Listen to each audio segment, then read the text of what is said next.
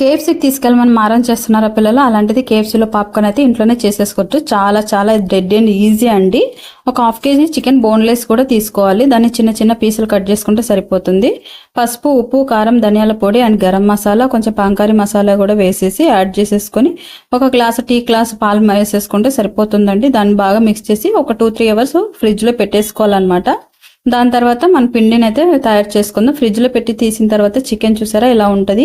ఒక కప్పు మైదా, ఒక cup cornflour, ఉప్పు, కారం పొడి వేసుకొని బాగా మిక్స్ చేసి చికెన్ పీస్ని అయితే దీన్ని బాగా ఒత్తి డిప్ చేసుకుంటూ మనము పిండి మొత్తం పట్టేలా చూసుకొని వేడిగా కాగిన ఆయిల్లో వేసేస్తే సరిపోతుందండి. వేసిన 15 నిమిషాల వరకు కదపకండి. అవంతకపోయి కొంచెం తేలిగ్గా పైకి వచ్చిన తర్వాత వాటిని తిరిగేసుకోవాలి. రెండు ఒక 15 మినిట్స్ నుండి స్లో ఫ్లేమ్లో వేయించుకుంటే మనకు క్రిస్పీగా లోపల మెత్తగా ఉండే చికెన్ పాప్కార్న్ అనేది రెడీ అయిపోతుంది అనమాట. ఇలా చేసి పెట్టి చూడండి, పిల్లలు ఎంజాయ్ చేస్తూ తింటారు.